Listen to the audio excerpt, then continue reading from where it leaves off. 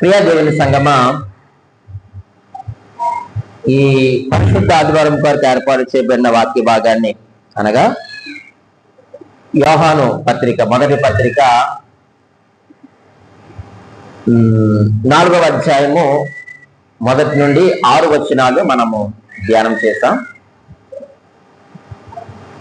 ఈరోజు మన యొక్క వాక్యాంశం ఏమిటంటే దేవునితో సంబంధము. ఏంటండి? దేవునితో సంబంధము.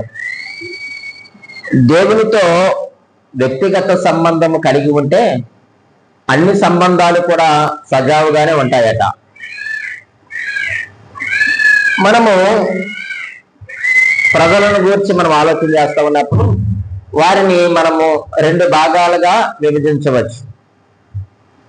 మొదటి భాగము ఏమిటంటే దేవుని సంబంధులు, రెండవ భాగము చెప్పండి అపవాది సంబంధులు. మొదటి వారు ఎవరు? దేవుని సంబంధులు. రెండవ వారు అపవాది సంబంధులు. ఈ అపవాది సంబంధులకు ఉన్న పేర్లు ఏంటంటే భూ సంబంధులని, లేక లోక సంబంధులని, చీకటి సంబంధులని మనం చూస్తాం. మరి దేవుని సంబంధులు అంటే వీరు పరలోక సంబంధులని, లేక వెలుగు సంబంధులని, యేసుక్రీస్తు సంబంధులని మనకు చాలా స్పష్టంగా తెలియచేయబడతా ఉంది. ఈరోజు దేవునితో సంబంధము కలిగి ఉన్న మనలో కొన్ని రుజువులు కనిపించాలి. అయితే ప్రియ దేవుని సంగమా, మనము దేవుని సంబంధమైతే ఒక 6 రుజువులు మనకు కనిపించాలి. ఎన్ని రుజువులు? చాలా రుజువులు ఉన్నాయి. మనకి 6 రుజువులు సరిపోతాయి. రండి, మొదటి రుజువును మనము ధ్యానం చేద్దాం. 4వ అధ్యాయము 2-3 వచనాలు ఇలాగ రాయబడి ఉంది. యేసుక్రీస్తు శరీరధారి వచ్చినని ఏ ఆత్మ ఒప్పుకొనునో అది దేవుని సంబంధమైనది, ఏ ఆత్మ యేసును ఒప్పుకొనదో అది దేవుని సంబంధమైనది కాదు. చాలండి. ఈ 2 వచనాలు మనకి ఏమి నేర్పిస్తున్నాయా అంటే మనము యేసు లేక దేవుని సంబంధులు అని అనడానికి లేక రుజువు ఏంటయ్యారంటే మనము యేసును గూర్చిన సరైన అనుభవం ఉండాలి. ఏముండాలి? యేసుక్రీస్తును గూర్చిన సరైనటువంటి అనుభవం ఉండాలి. ఈరోజు ప్రియమైన దేవుని సంగమా, మనం ఆలోచన చేస్తూ ఉన్నప్పుడు ఆనాటి మొదటి శతాబ్దంలో నుంచి కూడా యేసుక్రీస్తు దేవుడు కాదని బోధించేటువంటి దుర్బోధకులు ఉన్నారు. ఈనాడు కూడా సమాజంలో మనము చూస్తున్నాం. యేసుక్రీస్తు దేవుడు కాదు, ఆయన ఒక మంచి గొప్ప వ్యక్తే గాని ఆయన దేవుడు కాదు, దేవుని కుమారుడు కాదని ఏం చేస్తూ ఉన్నారు అయ్యారంటే బోధిస్తూ ఉన్నారు. ఆయన ఒక చారిత్రాత్మక పురుషుడిగా లేక ఒక గొప్ప వ్యక్తిగా వారు మాట్లాడుతున్నారు కానీ దేవుడని ఎవరు కూడా ఈ లోకంలో ఒప్పుకోవడం లేదు. ఆనాడు అదే జరిగింది, ఈనాడు కూడా అదే జరుగుతూ ఉంది. కాబట్టి ఆయన అంటున్నాడు ఏమని? యేసుక్రీస్తు శరీరధారిగా వచ్చినని ఏ ఆత్మ ఒప్పుకొనో అది దేవుని సంబంధమైనది. మీరు యేసుక్రీస్తుని గురించి ఒక గొప్ప అవగాహన కలిగి ఉండాలి. ఆయన దేవుడని, అలాగే దేవుడు కుమారుడుగా శరీరధారిగా ఈ లోకంలోనికి వచ్చాడని మీకు ఒక అవగాహన ఉండాలి. ఆ యొక్క అనుభవం లేకపోతే మనము దేవుని యొక్క సంబంధులము కాదు. అందుకే పౌలు గారు రోమిలికి రాసిన పత్రికలో ఒక మంచి మాటను తెలియజేస్తారు. మనకు తెలుసు, రోమిలికి రాసిన పత్రిక 10వ అధ్యాయములో 9వ వచనములో ఈ మాట తెలియజేస్తున్నారు. అదేమనగా 10:9 యేసు ప్రభువని నీ నోటితో ఒప్పుకొని దేవుడు మృతులలో నుండి ఆయనని లేపనని నీ హృదయం మంది విశ్వసించిన యెడల నీవు రక్షింపబడదు అన్నాడు. అంటే యేసుక్రీస్తు దేవుడని నువ్వేం చేయాలి? ఒప్పుకోవాలి. ఎలా ఒప్పుకోవాలి? నోటితో ఒప్పుకుంటే సరిపోతుందా? కాదు కాదు. నీ హృదయం ముందు ఏం చేయాలి? విశ్వసించాలి. నోటితో ఒప్పుకుంటే సరిపోదండి. నీ హృదయం ముందు విశ్వసించాలి. ఏమని? యేసు ప్రభువు అని. ఆయన ప్రభువు, రాజులకు రాజు, ఆయనకు రాజ్యం ఉన్నదని, ఆయన చిత్తాన్ని జరిగిస్తాడని నువ్వు నమ్మాలి, నువ్వు విశ్వసించాలి, ఆయన చిత్తమును మనం గ్రహించాలి. అదే. అంతేగాని మన నోటితో యేసుదేవుడు యేసుదేవుడు అని చాలా మంది అంటారు కదండి. నాకు తెలిసి చాలా మంది అంటారు మా దేవుళ్ళలో కూడా మీ దేవుడు ఒక దేవుడు. అదేనా నోటితో ఒప్పుకోవడం అంటే? ఈరోజు చాలా మంది నోటితో ఒప్పుకుంటున్నారు కానీ హృదయం మంది వారు విశ్వసించలేకపోతూ ఉన్నారు. ఈరోజు చాలా మంది యేసుక్రీస్తుని నోటితో ఎందుకు ఒప్పుకుంటున్నారంటే ఆయన మాకు ఏదో చేస్తారని, మాకు స్వస్థతలు ఇస్తారని, మా యొక్క అవసరతలు తీరుస్తారని, మా యొక్క అప్పులు తీర్చేవారని వారికి అలాగే అర్థమైంది. కాబట్టి వారు నోటితో ఒప్పుకొని ఎక్కడికి వెళ్తున్నారు? వాళ్ళు కొన్ని మందిరాలకు వెళ్తా ఉన్నారు, కొన్ని స్థలాలకు వారు వెళ్తా ఉన్నారు. కానీ ప్రియమైన దేవుని సంగమా, అటువంటి వారి గురించి ఒక మంచి మాట పరిశుద్ధ గ్రంథంలో రాయబడి ఉంది. చూడండి, మత్తయి సువార్త 7వ అధ్యాయము 21-22 వచనములు ఇలాగ రాయబడి ఉంది. 21-22 ప్రభువా అని నన్ను పిలిచి ప్రతి వాడును పరలోక రాజ్యంలో ప్రవేశింపుడు గాని పరలోకమందున తండ్రి చిత్త ప్రకారము చేయవాడే ప్రవేశించును. ఆ దినమందు అనేకులను చూచి ప్రభువా నేను నీ నామమున ప్రవచింపలేదా? నీ నామమున దయ్యములను వెలగొట్టలేదా? నీ నామం అనేకమైన అద్భుతములు చేయలేదా అని చెప్పుదురు. అప్పుడు ఆయన ఏమంటాడట? నేను మిమ్మల్ని ఎన్నడను ఎరగను. నోటితో ప్రభువా అని పిలిచి వాళ్ళు ఎవరిని కూడా దేవుడు అంగీకరించడంట. మరి ఎవరిని అంగీకరిస్తాడు దేవుడు అంటే హృదయమందు విశ్వసించాలి, నీ హృదయంలోని అంగీకరించాలి. ఈ రోజు మన యొక్క హృదయంలో దేవునికి ప్రాధాన్యత ఏమిటి? దేవునికి ప్రత్యేకత ఏమిటి? దేవునికి ఇచ్చేటువంటి విలువ ఏమిటి చెప్పండి. నువ్వు నోటితో ఒప్పుకొని అక్కడితో సరిపడేస్తున్నావా? అలా సరిపడితే మనము యేసుని గురించిన సరైన అనుభవం లేని వారము. ఆ అనుభవం నీకు లేకపోతే మనము దేవుని సంబంధులము కాదు. నువ్వు దేవుని సంబంధం అయితే నువ్వేం చేయాలి? యేసుని గూర్చిన సరైనటువంటి అనుభవంలోనికి నేను రావాలి. నీ హృదయం ముందు విశ్వసించు, ఆయన దేవుడని, ఆయన దేవుని కుమారునిగా శరీరధారిగా ఈ లోకంలోనికి వచ్చాడని నువ్వు విశ్వసిస్తే మనము దేవుని సంబంధులము. విశ్వసించిన వారు దేవుని సంబంధులు కారు. అంతే. రెండవదిగా మనం ఆలోచన చేస్తే దేవుని సంబంధంలో ఉండేటువంటి మరొక రుజువు ఏమిటి? 4వ అధ్యాయము మొదటి పత్రిక 4వ అధ్యాయము, యోహాను మొదటి పత్రిక 4వ అధ్యాయం 6వ వచనములో మనము దేవుని సంబంధులము. దేవుని ఎరిగిన వాడు మన మాట వినును, దేవుని సంబంధి కానివాడు మన మాట వినడు. ఇందువలన మనము సత్య స్వరూపమైన ఆత్మ ఏదో భ్రమపరచు ఆత్మ ఏదో తెలుసుకొనిచున్నాము అన్నారు. ఈ వచనానికి యోహాను సువార్తలో ఆయన ఒక మంచి మాట రాశారు. చూడండి, 8వ అధ్యాయంలో యోహాను సువార్త 8వ అధ్యాయం ఈ రెండు మాటలు కలిపి మనం చదివితే చాలా స్పష్టంగా అర్థమవుతుంది. చూడండి, 8వ అధ్యాయం 47వ వచనాన్ని చదవండి. దేవుని సంబంధి అయిన వాడు దేవుని మాటలు వినును. చాలండి. ఈ రెండు వచనాలు మనకి ఏమి నేర్పిస్తున్నాయి అంటే మనము దేవుని సంబంధులము, దేవుని ఎరిగిన వాడు మన మాట వినును అన్నాడంటే రెండవదిగా మనము కనపరచవలసిన రుజువు ఏమిటయ్యారంటే వాక్యానికి విధేయత చూపించాలి. ఏం చేయాలి? దేవుని మాట వినడం అంటే ఆయన మాట ఏమిటి? వాక్యమే కదా. అంటే మనము దేవుని సంబంధం అయితే మనము వాక్యానికి విధేయతను చూపించాలి. మనం చదివిన పత్రికలో 6వ వచనంలో అన్నారు మన మాట వినును అన్నాడు. మన మాట అంటే ఏమిటి? అక్కడ అపోస్తుల బోధ. మన మాట అంటే ఏం చెప్పండి? అపోస్తుల బోధ. అపోస్తుల బోధ ఎవరిది అంటే చూసారా? మరి ఎక్కడ తీసుకొచ్చాడు ఆయన? మన మాట వినును అంటే అపోస్తుల బోధ వినును. అపోస్తుల బోధ ఏది? యేసుక్రీస్తుని గూర్చిన బోధ అంటే, లేక దేవుని గూర్చిన బోధ. ఎవరైతే దేవుని సంబంధం అనుకుంటున్నారో వారు వాక్యానికి ఏమి చూపిస్తారు? విధేయతను చూపిస్తారు.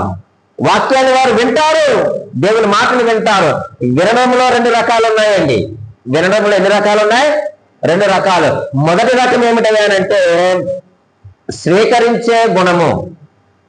మొదటిది ఏంటి చెప్పండి? వినడంలో స్వీకరించే గుణము. రెండవది ఏమిటంటే స్పందించే గుణము. అది మాట వినడంలో 2 చాలా ప్రాముఖ్యమైనవండి. మొదటిది చెప్పండి, స్వీకరించాలి. ఎలా స్వీకరిస్తాం? దేవుని మాటలు, దేవుని వాక్యం అంటే దేవుని వాక్యము చదవడము ద్వారా అంటే, లేక వినడము ద్వారా. ఇప్పుడు మీరు ఎలా స్వీకరిస్తున్నారు అంటే ఇక్కడ నుంచి మాట్లాడుతూ ఉంటే మీరు దేవుని మాట్లాడుతుండగా మనం ఏం చేస్తున్నాం? వింటున్నాం. విని ఏం చేస్తున్నాం? దాన్ని స్వీకరిస్తున్నాం. ఒకవేళ మీరు ఇంటికి వెళ్తారు, దేవుని యొక్క వాక్యాన్ని ఏం చేస్తారు? చదువుతారు. చదువుట ద్వారా వాక్యాన్ని ఏం చేస్తారు? స్వీకరిస్తారు. ఇదొక పద్ధతి. రెండవది ఏంటంటే స్పందించే గుణం ఉండాలి. స్పందించే గుణం అంటే ప్రియమైన వాళ్ళరా లోబడుట. అంటే వినగానే నేను దానియాలు నువ్వు బయటకు వెళ్ళి వాటర్ తీసుకురా అన్నాను అనగానే ఆయన ఏం చేశాడు? విని స్వీకరించి స్పందించాడు. స్పందించమంటే ఏమిటి? చర్య కనిపించాలి, పని క్రియ కనిపించాలి. అలాగే మనము దేవునికి లేక దేవుని యొక్క వాక్యములకు విధేయతను కనపరుస్తున్న వారమైతే, విధేయతను చూపిస్తున్న వారమైతే ఆ వాక్యాన్ని మనం స్వీకరించాలి. స్వీకరించిన వాక్యానికి మనం ఏం చేయాలి చెప్పండి? లోబడాలి. అంటే ఆ మాట వినగానే మనము చర్యలను చూపించాలి, లేక క్రియలను చూపించే వారిగా ఉండాలి. అందుకే నువ్వు మొదట లేచిన వెంటనే ఏ వాయిస్ వింటున్నావు? చివరిగా ఏ వాయిస్ విని పడుకుంటున్నావు? నాకు అర్థమైంది. వాక్యం చదువుతా ఉన్నప్పుడు నేను పైన ధ్యానం చేస్తా ఉన్నప్పుడు ఆటలు అలా వెళ్తా ఉంటాయి. అది పెద్ద సౌండ్ పెడతారు కదండి. ఆ సౌండ్ అది ఎప్పుడైతే నాలోకి వచ్చిందో నాకు ఏమొచ్చేస్తూ ఉంటుంది? ఒక్కొక్కసారి మాట వచ్చేస్తూ ఉంటుంది. అమ్మో నేను భయపడతా ఉంటాను. అందుకే నాకు అర్థమైంది, మనం లేవగానే ఏ వాయిస్ మనం వింటున్నాం. చివరిగా మనము లాస్ట్ వాయిస్ ఏది విని మనం పడుకుంటున్నాం. చాలా మందికి కళలు వస్తూ ఉంటాయి. ఏ కళలు అంటే మనం ఏవైతే మాట్లాడుకుంటున్నామో అవే కళలు వస్తాయి. కాబట్టి దేవుడి వాక్యం ఏమి సెలవిస్తా ఉన్నాయి అంటే నువ్వు లేచిన వెంటనే ఏ వాయిస్ ని వింటున్నావు, అలాగే మనం చెప్పండి లాస్ట్ వాయిస్ ఏంటిది వినేది. నాకు చాలా బాధపడింది ఆటో వచ్చినప్పుడు. నిజమే ప్రభా, లేచిన వెంటనే నీ వాయిస్ వింటే, నీ మాట వింటే సాయంకాలం వరకు ఏమవుతుంది చెప్పండి? ఏమవుతుంది? ఆ మాటలే మన నోట వస్తాయి. అలాగనే లాస్ట్ వాయిస్ మనం పడుకునే ముందు ఏం మాటలైతే వింటామో ఆ మాటల ద్వారా మనం ఆదరించబడి సుఖవంతమైనటువంటి నిద్రలోనికి మనము వెళ్తాము. నీవు భూ సంబంధమైన వాయిస్ వింటున్నావా లేక దేవుని సంబంధమైన వాయిస్ వింటున్నావా? నీవే సంబంధమో మనకి ఇక్కడ తేలిపోతుంది. కాబట్టి వాక్యానికి మనం ఏం చూపించాలి చెప్పండి? విధేయతను మనము చూపించాలి. ఈ మాట ఒక మంచి మాట మీకు జ్ఞాపకం చేస్తాను. చదవండి 4వ కీర్తన 4వ వచనం మీరు చదవండి. 4వ కీర్తన 4వ వచనం. భయము నుండి పాపము చేయకుడి. చూడండి, మీరు పడకల మీద నుండగా అదండి మీరు పడకల మీద ఉండగానే మీ హృదయంలో ఏం చేయాలట? ధ్యానం చేసుకోండి. మీరు లేచిన వెంటనే ఏది ధ్యానం చేస్తారో అదే రోజంతా ఉంటుంది. నువ్వు వాక్యాన్ని ధ్యానం చేస్తున్నావా? నువ్వు వాక్యపు స్వరాన్ని వింటున్నావా లేకపోతే భూ సంబంధమైనటువంటి స్వరాన్ని వింటున్నావా? ఏమో నువ్వు ఏది వింటున్నావో తెలుసుకో. అందుకంటున్నాడు ఆయన, భయము నుండి పాపము చేయకండి. మీరు భయము పొంది నొంది పాపము చేయకుండా ఉండాలి అంటే మీ పడకల మీద ఉండగానే మీరు హృదయంలో ఏం చేయాలట? ఏం ధ్యానం చేయాలి అంటే నువ్వు దేవుని యొక్క వాక్యమును నువ్వు నేర్చిన వెంటనే నువ్వు అమ్మా నాకు కాఫీ అని అనొద్దు, డాడీ నాకు కాఫీ నాకు టీ అని అనొద్దు. 7 గంటలు వేసి అమ్మా కాలేజీ టైం అయిపోతుంది నువ్వు బాక్స్ పెట్టు, బాత్రూమ్ లో వాటర్ పెట్టు. ఈ మాటలు కాదు సహోదరుడా సహోదరి, రావాల్సింది నువ్వు మనసు మీద ఉండగానే నీ హృదయంలో వాక్య ధ్యానం రావాలి. కనీసం మొదటి కీర్తన ధ్యానం చేసుకుని లేదు, 15వ కీర్తన ధ్యానం చేసుకుని లేదు, 23వ కీర్తన ధ్యానం చేసుకుని లేదు, లేదా 121 చదువుకో. చాలా కీర్తనలు నీకు 101 కీర్తనలు ఉన్నాయి కదా, వాటిని ధ్యానం చేసుకుంటే ఆ దినమంతా కూడా నువ్వు దేవుని యొక్క వాక్యానికి నీ విధేయతను కనపరుస్తావు. నువ్వు దేవుని సంబంధమా అయితే ఏం చేయాలి? యేసుని గుర్తిన సరైన అనుభవం ఉండాలి. రెండవదిగా వాక్యమునకు మనం విధేయతను కనపరచాలి. మూడవదిగా మనము ఆలోచన చేద్దాం. నువ్వు దేవుని సంబంధం అయితే మూడవ రుజువు ఏమిటంటే 5వ అధ్యాయము 18వ వచనాన్ని మనం చదువుకుందాం. దేవుని మూలముగా పుట్టి ఉన్న వాడెవడను పాపము చేయని ఎరుగుదును, దేవుని మూలముగా పుట్టిన వాడు తను భద్రం చేసుకును గనుక దుష్టుడు వాడిని ముట్టడు అన్నాడు. ఈ 18వ వచనం మనకి ఏమి నేర్పిస్తున్నాయా అంటే చూడండి, ఏమిటయ్యానంటే పరిశుద్ధతను సాధకం చేసుకోవాలి. దేవుని సంబంధం ఏం చేయాలి?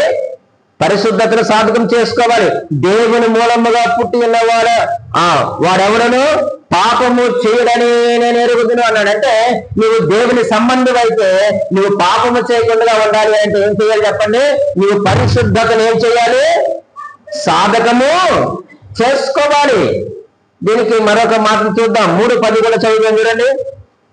3:10 మనము దేవుని ప్రేమించుతామని కాదు, తానే మళ్ళా క్షమించాలి 3:10 దీనిని బట్టి దేవుని పిల్లలు ఎవరో అపవాది పిల్లలు ఎవరో తేటపరులు, నీతిని జరిగించని ప్రతివాడును తన సహోదరిని ప్రేమింపని ప్రతివాడును దేవుని సంబంధి కాదు. ప్రియమైన దేవుని సంగమా, మనము దేవుని పిల్లలమైతే మన యొక్క పరిశుద్ధతను మనం ఏం చేయాలి? కాపాడుకోవాలి. మనము పరిశుద్ధతను మనము సాధకము చేయాలి. అపవాది పిల్లలకి యొక్క అవకాశము లేదు. అందుకనే దేవుని సంబంధి, దేవుని మూలముగా పుట్టినవాడు వాడు పాపము చేయడని నేను ఎరుగుదును అంటున్నారు. దేవుని మూలముగా పుట్టినవాడు తను భద్రము చేసుకుంటాడు. ఎలా భద్రం చేసుకుంటాడు? తను ఎలా కంట్రోల్ చేసుకుంటాడు? తను ఎలా భద్రం చేసుకోగలయా అంటే తన యొక్క పరిశుద్ధతను ఆయన కాపాడుకొనుట ద్వారా. ఎవరైతే పరిశుద్ధతను కాపాడుకుంటారో వాడు పాపానికి దూరంగా ఉండే తత్వం కలిగి ఉంటారు. నోవాహు వాడ వెళ్తా ఉన్నప్పుడు ఆ వాడలో అనేక రకాలైనటువంటి జంతువులు, పక్షులు, పురుగులు అన్ని ఈ భూమి మీద ఆకాశం దగ్గర అన్నిటిని కూడా అందులోనికి తీసుకుని వచ్చాడు. అందులో రెండింటి గురించి మీకు జ్ఞాపకం చేస్తాను. ఒకటి కాకి, రెండవది పావురం. కొంతకాలం తర్వాత రెండింటిని బయటకు పంపించాడు కదండి. ఏది వెళ్ళింది? రెండు వెళ్ళాయి. ఏది తిరిగి వచ్చింది? పావురము తిరిగి వచ్చింది, కాకి రాలేదు. ఈ ఓడలో ఉన్నప్పుడు రెండు ఏమి తిన్నాయి? నోవాహు గారు ఏ గింజలైతే ఆ గింజలే తిన్నాయి, అంతే కదండి. ఆయన ధాన్యం వేసాడు అనుకోండి, ధాన్యమే తిన్నాయి. ఒడ్లు వేస్తే ఏ కొరలో లేకపోతే సంథింగ్ ఏదో వేశాడు, అవన్నీ రెండు ఈక్వల్ గానే ఒకే ఆహారాన్ని తిన్నాయి. కానీ బయటికి పంపించిన తర్వాత ఏది తిరిగి వచ్చింది? పావురం వచ్చింది. కానీ రెండు వాడలో సహజీవనం చేస్తాయి. ఇప్పుడు ఈ మందిరం ఏంటి చెప్పండి? వాడ. ఇప్పుడు వాళ్ళు ఏమున్నాయి? ఈ మందిరంలో కాకులు ఉన్నాయి, పావురాలు ఉన్నాయి. కానీ మిమ్మల్ని తప్పుకంటారు కదండి, ఎవరైనా ఒకటే. ఇక్కడ కూర్చున్న మనము పావురాలు, కాకులు కూడా కలిసి ఉన్నాయి. ఎప్పుడు ఏది పావురం ఏది కాకని తెలుస్తున్నాయి అంటే బయటికి వెళ్ళిన తర్వాత తెలుస్తుంది, అంతే కదండి. మనం ఇక్కడ కూర్చున్నంత మాత్రాన మన కంటికి మనము లేకపోతే ఇతరులకు మన పరిస్థితులు మనకు కనబడచ్చు. కానీ బయటికి వెళ్ళిన తర్వాత అసలు అయితే కనబడుతుంది. నువ్వు కాకివా చెప్పండి, పావురాని అనేది ఎక్కడ తెలుస్తుంది? బయటే, వాళ్ళలో కాదు, మందిరంలో కాదు. ఇక అందరం మన పౌరులమే కాదని నేను అనలేదు. కానీ నువ్వు పౌరమా లేకపోతే నువ్వు కాకివా అనేటువంటి వైఖరి ఎక్కడ తెలుస్తున్నాయా అంటే నువ్వు బయటికి వెళ్ళినప్పుడు తెలుస్తుంది, నలుగురిలో కూర్చున్నప్పుడు నీకు తెలుస్తుంది, ఏదైనా ఒక ఫంక్షన్కి వెళ్ళినప్పుడు తెలుస్తుంది మనం కాకులమా పౌరం. అక్కడ వెళ్ళిపోతుంది మన రంగు అంతా. కానీ ఇక్కడ మనం ఎవరు? మనం చెప్పండి, పౌరాలమే అందరమును. కాబట్టి ప్రియమైన దేవుని సంగమా, నీవు పరిశుద్ధత వైపు వెళ్తున్నావా లేకపోతే అపవాది వైపు వెళ్తున్నావా అనేది ఎక్కడ తేలుతున్నాయారంటే మనం బయటికి వెళ్ళిన తర్వాత తేలుతుంది, ఇక్కడ కాదు. ఇక్కడ కాదు, నువ్వు బయటకు వెళ్ళిన తర్వాత తెలుస్తుంది. ఒక భక్తుడి గురించి మీకు జ్ఞాపకం చేస్తాను. జాన్ కురియన్ గారు అనేటువంటి ఒక భక్తుడు, జాన్ కురియన్. ఆయన టీవీ చూడాలి అని అంటే తన భార్యను తన పిల్లలను పిలిచి, అమ్మా నేను టీవీ చూడాలనుకుంటున్నాను, వచ్చి మీరు నా పక్కన కూర్చోండి అంటాడట. ఒకవేళ ఆయన ఫోన్ చూడాలనుకుంటే తన పిల్లలు పిలుస్తాడంట, అమ్మా మీరు రండి నేను ఫోన్ చూడాలనుకుంటున్నాను, ఒకవేళ నేను తప్పిపోతానేమో మీరు నా పక్కన కూర్చోండి అంటాడట. ఒకవేళ ల్యాప్టాప్ ఓపెన్ చేసి ఏదైనా చేయాలనుకుంటే తన భార్యని కానీ తన పిల్లల్ని కానీ పిలుస్తాడంట. వారెవరిని పిలవకుండా టీవీ కానీ ల్యాప్టాప్ కానీ ఫోన్ కానీ ఆయన ఎప్పుడు కూడా ఓపెన్ చేయలేదటండి. కానీ రోజు ఫోన్ వస్తే ఏం చేస్తారు చెప్పండి? పక్కకు పోతారు, సైలెంట్ గా చాలా దూరంగా పోతారు. లేకపోతే ఇంట్లో ఉంటే వైబ్రేషన్ కాస్త తీసేసి సైలెంట్ లో పెడతారు, మళ్ళీ వైబ్రేషన్ లో పెడితే గుయ్యమంటది కదా, మనకి వినబడుతుందని ఏం చేస్తారు? సైలెంట్ లో పెడేస్తారు. కానీ జాన్ కురియన్ గారు అలా కాదటండి. టీవీ చూసినా కుటుంబాన్ని పిలుస్తాడట, ఫోన్ చూసినా కుటుంబాన్ని పిలుస్తాడట, ల్యాప్టాప్ ఓపెన్ చేసినా కుటుంబాన్ని పిలుస్తాడట. నువ్వు పరిశుద్ధతను ఏం చేయాలి? సాధకం చేసుకో. ఈ పరిశుద్ధత పాపం నుండి ప్రభు వైపునకు ఏం చేస్తుంది చెప్పండి? నడిపిస్తుంది. ఈ పరిశుద్ధత పాపం నుండి ప్రభు వైపునకు ప్రయాణించిన గొప్ప సాధనంగా ఉంది. అందుకే మనం ఇందాక పాడిన పాట, దినదినంబు యేసుకు దగ్గరగా చేరుతా అంటూ లాస్ట్ చరణంలో ఏమంటాడు ఆయన? పరిశుద్ధముగా అనుకూలముగా జీవయాగమై నిలిచగా అన్నాడు. దినదినంబు మనం ఎక్కడికి రావాలి? దేవుడి దగ్గరికి రావాలి. నువ్వు రావాలి అంటే నీ యొక్క పరిశుద్ధత నువ్వు కాపాడుకోవాలి. ఆ యొక్క పరిశుద్ధత నువ్వు కాపాడుకొని నువ్వు ప్రభు దగ్గరికి రావాలి. ఆ పరిశుద్ధత వైపు నువ్వు ప్రయాణం చేస్తా ఉన్నప్పుడు పాపం నీకు దూరం అవుతుందంట. మీకు ఇక్కడ ఎగ్జాంపుల్ చెప్పనా? ఇక్కడ ఎంతమంది విమానం ఎక్కారు? విమానం ఎక్కిన వారు, ఓకే, గుడ్, సంతోషం. మీరు విమానం ఎక్కిన తర్వాత విమానము టేకాఫ్ అవుతుంది కదండి, అదే పైకి ఎగురుతుంది కదా. ఇప్పుడు భూమి మీద ఉన్నటువంటి విమానము పైకి ఎగురుతా వెళ్తా ఉన్నప్పుడు భూమి ఏమవుతుంది? మీతో వస్తుందా? ఏమవుతుంది? భూమి దూరం అవుతుంది. అది అంటే నువ్వు పరిశుద్ధతలో ఎదుగుతా ఉన్నప్పుడు పాపం నీకు ఏమవ్వాలి? అందుకే నీకు విమానం స్టోరీ చెప్పాను.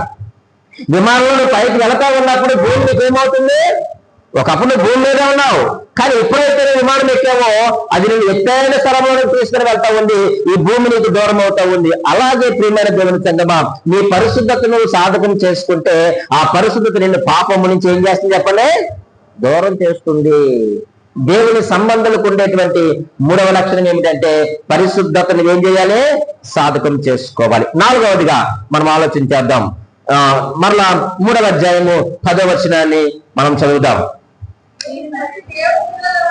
దీనిని బట్టి దేవుని పిల్లలు ఎవరో అపవాది పిల్లలు ఎవరో తేటపడును, నీతిని జరిగించని ప్రతివాడును, ఈ మాట అండర్లైన్ చేసుకొని, తన సహోదరిని ప్రేమింపని ప్రతి వాడును దేవుని సంబంధి కాదు. అంటే నువ్వు దేవుని సంబంధం అయితే ఏం చేయాలి చెప్పండి? సహోదరుని ప్రేమించాలి. దీన్ని బట్టి మనం చెప్పచ్చు ఎవరు దేవుని సంబంధి, ఎవరు దేవుని సంబంధి కాదు. మనము మనుషులను ఏం చేయాలట? ప్రేమించాలి. వారి యొక్క గుణాలను మనము ఇష్టపడాలి. మనిషిని ఏం చేయాలి? మనము ప్రేమించాలి. లైక్ వేరు, లవ్ వేరు. లైక్ చేయడం వేరు, లవ్ చేయడం. మనుషులు ఏం చేయాలట? ప్రేమించాలి. మనుషులు మనము ప్రేమించాలి. వారి యొక్క గుణాలను మనం ఇష్టపడాలి. ఒకవేళ నువ్వు మనుషుల గుణాన్ని ప్రేమించకపోవచ్చు, కానీ మనిషిని మాత్రం మనం ఏం చేయాలట? ప్రేమించాలి. నువ్వు గుణాన్ని ప్రేమించకపోవచ్చు, ఎందుకంటే అందరి గుణాలు ఒకలాగా ఉండకపోవచ్చు. కానీ నువ్వు గుణాన్ని ప్రేమించకపోవచ్చు కాక మనిషిని మాత్రం నువ్వు ఏం చేయాలి? ప్రేమించాలి. కానీ మనము గుణాన్ని కూడా మనం ప్రేమించే వారుగా ఉండాలి. దేవుని యొక్క వాక్యాన్ని బట్టి అయితే ఆ వ్యక్తిని గుణాన్ని బట్టి కూడా మనము ప్రేమించవలసిన వారుగా ఉన్నాం.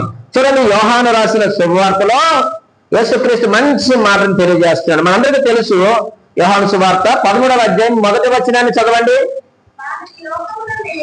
తాను ఈ లోకము నుండి తండ్రి యొద్దకు వెళ్ళవలసి వచ్చిన గడియ వచ్చను. యేసు పస్కా పండుగకు ముందే ఎరిగిన వాడే లోకములో ఉన్న తన వారిని ప్రేమించి వారిని అంతము వరకు ప్రేమించాను. చూడండి, యేసుక్రీస్తు వారు ఏం చేశారంటే ఆయన పరలోకములకు వెళ్ళే గడియ వచ్చింది. ఆ గడియ వచ్చినప్పుడు ఆ యొక్క పస్కా పండుగను ఆచరించక ముందు ఆయన ఏం చేశారంటే చెప్పండి? ఏం చేశారట? లోకములో ఉన్న తన వారిని ప్రేమించాను, అంతము వరకు వారిని ప్రేమించాను. ఇక్కడ మనం ఆలోచించేద్దామండి. ఆయన చుట్టూ ఎవరున్నారు? ఆయన శిష్యులు ఉన్నారు కదా. తన వారిని ప్రేమించెను అని మాట మనం చూస్తూ ఉన్నాం. అయితే అందులో 3 రకాలైన మనుషులు ఉన్నారు. ఆ శిష్యుల్లోనే ఒక రకం అమ్ముకునే రకం,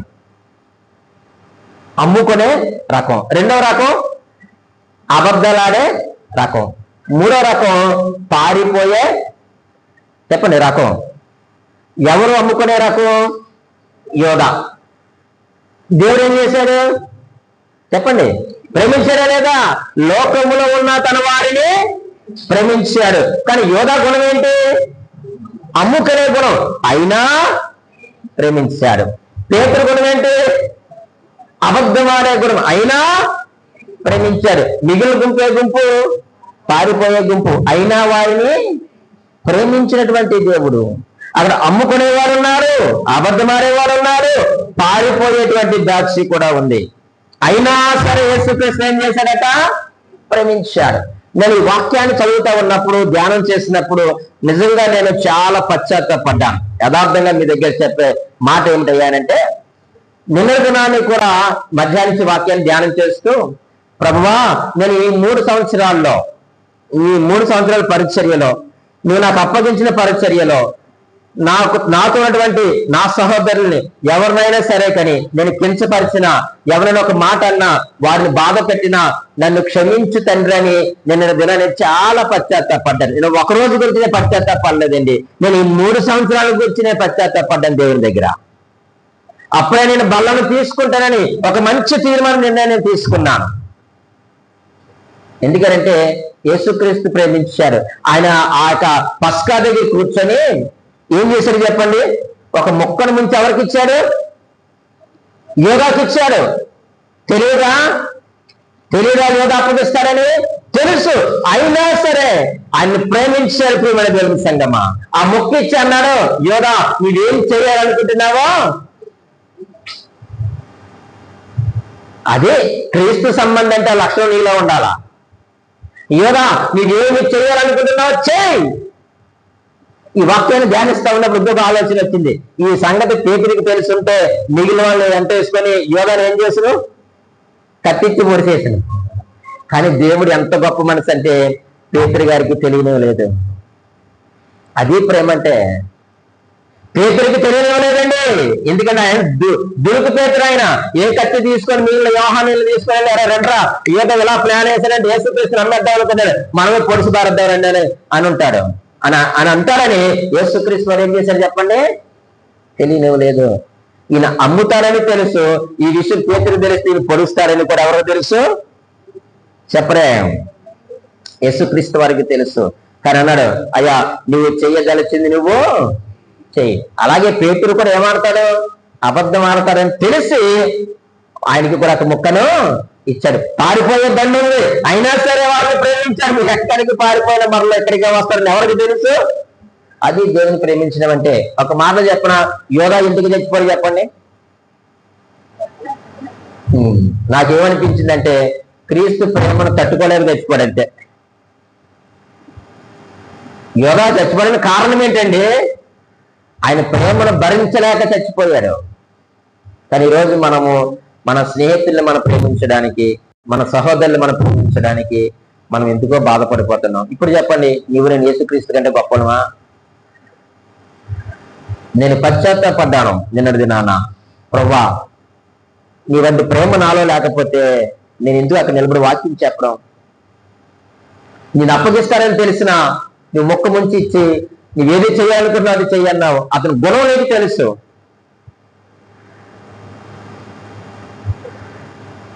నిజంగా ఈ 3 సంవత్సరాలు ఒకవేళ నేను సంఘ బిడ్డలు ఏమైనంటే నేను క్షమించని నేను ప్రార్థన చేసుకుని కన్నీరు కార్చిన తర్వాతే ఈరోజు బల్లను నేను సమీపించాను. నేను చాలా సతమతం అయ్యాను. తెల్లవారుజామున ప్రార్థనలో పైకి ఉదయం ప్రార్థనకి వెళ్ళినప్పుడు చాలా సతమతం అయ్యాను. ఇంకా ఎక్కడైనా ఎవరి మీద నాకు కోపం ఉంటే, ద్వేషం ఉంటే, ప్రభువా ఈ క్షణం తీసే, నా ముందు బల్ల ఉంది,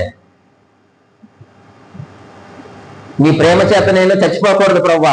యోధా అంటుగానే చచ్చిపోయాడు. ప్రియమైన వాళ్ళరా, నాకు అదే అనిపిస్తుంది. యోధాని యేసుక్రీస్తు వారు ప్రేమ చేత చంపేశాడు. ఆయన ఆ ప్రేమను తట్టుకోలేకపోయాడు యోధా. తర్వాత అర్థమైంది ఆయన ఏంటో. ఈరోజు నిజంగా నువ్వు నీ సహోదరుని ప్రేమిస్తున్నావా? మాట్లాడుకొని భార్య భర్తలు ఉన్నారు, అదేనా ప్రేమ అంటే? మాట్లాడుకునేటువంటి తల్లిదండ్రులు ఉన్నారు, మాట్లాడుకోలేనటువంటి సహోదరులు ఉన్నారు, మాట్లాడుకోలేనటువంటి అక్కాజనులు ఉన్నారు. వీళ్ళ దేవుని సంబంధులు చెప్పండి. ఒకవేళ మాట్లాడుకోలేని భార్య భర్తలు ఉంటే మీరు దేవుని సంబంధులు కాదన్నా. మాట్లాడుకోలేని అన్నదమ్ములు ఉంటే మీరు నేను దేవుని సంబంధులు కానే కాదు. మాట్లాడుకోలేని అక్కా చెల్లెళ్ళు ఉంటే మీరు దేవుని సంబంధులు కాదు. మనం పావురాల్లో రంగు వేసుకోవద్దు. మనం బయటికి వెళితే వర్షం కురిస్తే మన రంగు ఏమైపోతుంది చెప్పండి? తెలిసిపోతుంది. కాబట్టి అని అంటున్నాడు, నీవు నీ సహోదరుని ప్రేమించు, నీవు దేవుని సంబంధం అయితే. 5వదిగా మనం ఆలోచన చేద్దాం. మొదటి పత్రిక 4వ అధ్యాయము 4వ వచనాన్ని మనం చదువుతూ ఉన్నాం. చిన్నపిల్లలారా మీరు దేవుని సంబంధులు, మీలో ఉన్నవారు లోకంలో ఉన్నవాడి కంటే గొప్పవాడు కనుక మీరు వారిని జయించి ఉన్నారు. ఐదవదిగా, నువ్వు దేవుని సంబంధి అయితే జయించే అనుభవం నీకు ఉండాలి. అంటే ఏ అనుభవం ఉండాలి మనకి? జయించే అనుభవం. ఏమి జయించాలి? దేనిని జయించాలి? అక్కడ అన్నాడు ఆయన, మీరు లోకమును మీరేం చేయాలి? జయించాలి. అది 2వ అధ్యాయంలో కదా ఉంటుంది. మీరు లోకమును జయించాలి. ఇంకా లోకములు ఏముందట? శరీరాశ, నేత్రాశ, జీవపు డంబం ఉంది. మీరు ఇంకేం జయించాలి అని అంటే ఆచారాలు మీరు జయించాలి. ఇంకా మీరు ఏం జయించాలి అంటే మీరు పద్ధతులు మీరు జయించాలి. ఏంటి పద్ధతులు అంటే నేను చెప్తా. మన ఎవరో పెళ్లి సంబంధానికి వెళ్దాం 2 పాస్ గారు అన్నారు. సరే వస్తానంటే కరెక్ట్ 7 రమ్మన్నారు అన్నారు. ఎంతమంది అట? నువ్వు వెళ్ళొచ్చే అన్నాను. ఇంకా నేను నన్ను తీసే బాబు నన్ను మైనస్ చేసేసి ఆ 7 మీరు వెళ్ళండి అన్నాను. ఎందుకంటే ఒక 2 పక్కనే చెప్తున్నారంట. అది నాకు వాళ్ళు ఎక్కడ వెళ్ళలేదు. మొత్తం ఎంతమంది? 9 మంది అట. మనం 7 వెళ్తే సరిపోద్దని అన్నాడు. బాబు నేను 7తో నేను రాలేను కానీ మీరు వెళ్ళాలంటే లేదు ఫస్ట్ ఇంకొక 2 అలాగ వస్తారు. ఎవరట? పెళ్లి సంబంధం సెట్ చేసిన వ్యక్తిని అలా ఇంకొకరు ఎవరు? ఎంతమంది వెళ్ళాలి చెప్పండి? 9 మంది వెళ్ళాలా? ఇదే పద్ధతి. ఈ పద్ధతుల్నే జయించాలి. మనం జయించకపోతే ఎవరు కాదు? దేవుని సంబంధులు కాదు. ఇంకేంటి? ఆచారాలు. రీసెంట్ గా నేను మన ఊరు వెళ్ళాను. ఒక మంచి పిల్ల, చాలా అందంగా ఉంది, చాలా తెల్లగా ఉంది, ఫారెన్ పిల్లగా ఉంది. ఇంత ఏం పెట్టారు చెప్పండి ఈసారి?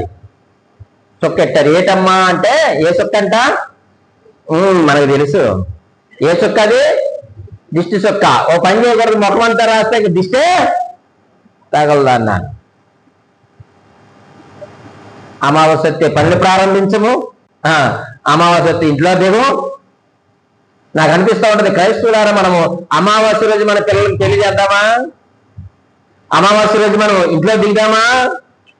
ఆచారంలో పెళ్లి చేయగలం మన క్రైస్తవులు. అప్పుడు లోకాన్ని జయించిన వారు.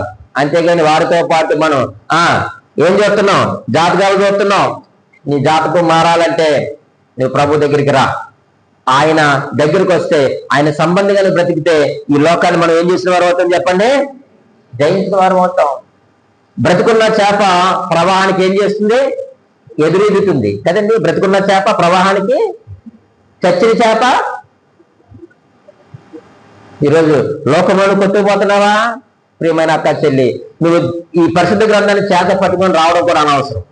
నువ్వు లోకాన్ని జయించకపోతే, పద్ధతులు జయించకపోతే, ఆచారాలను జయించకపోతే, వదలని ఆచారాలు వాటిని జయించాలి. ఇంకెప్పుడు జయిస్తావు? నాకు అనిపిస్తుంది దేవుని చిత్తం అయితే ప్రభు నాకు అవకాశం ఇస్తే మా పిల్లల పెళ్లి ఆచారంలో కానీ అమావాస్య రోజు కానీ చేస్తాను. బ్రతుకుంటే ఖచ్చితంగా నేను మెసేజ్ చేస్తాను. ఒకవేళ మీరు ఎవరైనా అలా చేస్తుంటే దేవునికి స్తోత్రం, చాలా సంతోషం. మనం ఆచారాలు జయించిన వారుగా మనం ఉంటాం. కాబట్టి 5వదిగా మనము జయించే అనుభవం మనకు ఉండాలి. వారే దేవుని యొక్క సంబంధులు. 6వదిగా 3వ పత్రికలోకి వెళ్దాం. యోహాను రాసిన 3వ పత్రిక చదవండి, 11వ వచనం.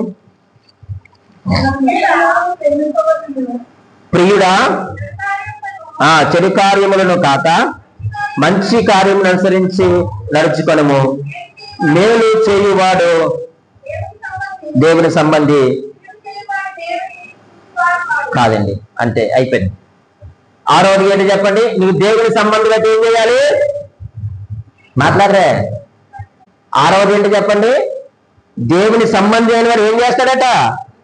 మేలు చేయాలి. మేలు చేయువాడు ఎవరి సంబంధి? దేవుని సంబంధి. ఆ మాటకు రాయబడింది కదండి. మేలు చేయువాడు ఎవరి సంబంధి? దేవుని సంబంధి. ఈరోజు నువ్వు మేలు చేస్తున్నావా? మేలు చేస్తే దేవుని సంబంధి. కీడు చేయువాడు దేవుని చూచిన వాడు కాడు. అంటే వీడు భూ సంబంధి, చీకటి సంబంధి, అపవాది సంబంధి. మేలు చేయువాడు దేవుని సంబంధి. ఈరోజు దేవుని సంబంధులు అయితే అందరికీ నువ్వు మేలు చేయాలి. యేసుక్రీస్తు మేలు చేయలేదండి. అప్పగించిన వారికి మేలు చేశాడు, అబద్ధమాడిన వారికి మేలు చేశాడు, పారిపోయే బ్యాచ్కి మేలు చేశాడు, తను పొడిచిన వారికి మేలు చేశాడు, కొరడాలతో కొట్టిన వారికి మేలు చేశాడు, ప్రక్కలో పొడిచిన వారికి మేలు చేశాడు, తనకు సమాధిని అద్దెకిచ్చిన వారికి మేలు చేశాడు, సువార్తను ప్రకటించిన వారికి కూడా మేలు చేశాడు. ఆయన మేలు చేసే దేవుడు. నువ్వు ఆయన సంబంధం అయితే మేలు చేయి. నీ వలన నీకు మేలు కలగాలి, నీ కుటుంబం వల్ల నీకు మేలు కలగాలి, నీ వల్ల సంఘమునకు మేలు కలగాలి, నీ వలన సమాజమునకు కూడా ఏమి కలగాలి చెప్పండి? మేలు కలగాలి. నీ వలన నీకు మేలు, నీ వలన కుటుంబానికి మేలు, నీ వలన సంఘానికి మేలు, నీ వలన సమాజానికి మేలు. ఒకవేళ పిల్లలు మంచి మార్కులతో పాస్ అయ్యారనుకోండి, మీ తల్లిదండ్రులు మీరు ఏం చేసిన వారు అవుతారు? అంతే కదా. మీరు ఆధ్యాత్మికంగా మీరు ఎదుగుతున్నారనుకోండి, మీరు సంఘానికి ఏం చేసిన వారు అవుతారు? అందరూ సంతోషిస్తారు, ఆనందిస్తారు. అలాగే నువ్వు సమాజానికి కూడా ఏం చేయాలి? మేలు చేసేవారిగా ఉండాలి. యేసుక్రీస్తు ఆయన మేలే చేశాడు కానీ ఆయన కీడు చేయలేదు. పౌలు గారు ఒక మాట అంటారు, గలతీయులకు రాసిన పత్రిక 6వ అధ్యాయము చూడండి, చదువుతూ ఉన్నాను. 6వ అధ్యాయము చివరి అధ్యాయము 9వ వచనం ఇలా రాస్తున్నాడు, మనము మేలు చేయడం యందు విసుగుక ఇందుము, మనము అలయక మేలు చేసుకున్నాయని తగిన కాలమందు పంట కోస్తాం. నువ్వు మేలు అనేటువంటి విత్తనాన్ని విత్తు, తగిన కాలం మందు నువ్వేం కోస్తావు? పంట కోస్తావు. ఇంకేమన్నట్టు 10వ వచనంలో, కాబట్టి మనకు సమయము దొరికిన కొలది అందరి ఎడలను, విశేషముగా విశ్వాస గృహమునకు చేరిన వారి ఎడలను మేలు చేయుదుము. ఇది దేవుని సంబంధి యొక్క లక్షణాలు. 6 రుజువులు దేవుడు మన ముందు ఇచ్చాడు. నువ్వు నిజముగా దేవుని సంబంధివైతే యేసును గూర్చిన అనుభవ జ్ఞానం నీకు ఉండాలి. రెండవదిగా వాక్యానికి విధేయతను కనపరచాలి. మూడవదిగా పరిశుద్ధతను సాధకం చేసుకోవాలి. నాలుగవదిగా సహోదరుని ప్రేమించాలి. ఐదవదిగా జయించే అనుభవం ఉండాలి. ఆరవదిగా మేలు చేసే అనుభవం ఉండాలి. ఈ అనుభవాలు గుండా మనము ప్రయాణం చేయాలి. ఒకవేళ ప్రయాణం చేయకపోతే ప్రభు దగ్గర అడుగుదాం, పశ్చాత్తాపడదాం. ప్రభా, ఇదిగో నేను నీ సంబంధిని చెప్పుకుంటూ ఈ మందిరం అనేటువంటి వాడలో నువ్వు పెట్టేటువంటి ఆహారం తింటున్నాను, కానీ బయటికి వెళ్ళిన తర్వాత నా వైఖరి ఏమిటో నాకు అర్థమైంది. నేను భూ సంబంధిగా, నేను చీకటి సంబంధిగా, అపవాది సంబంధిగా నేనున్నానయ్యా, నన్ను క్షమించి ప్రభా, నేను నీ సంబంధిగా ఉండాలి, వెలుగు సంబంధిగా ఉండాలి, క్రీస్తు సంబంధిగా ఉండాలని ప్రభువుని మనం అడుగుదాం. అట్టి కృప దేవుడు మనకు అనుగ్రహించును గాక. ఆమేన్.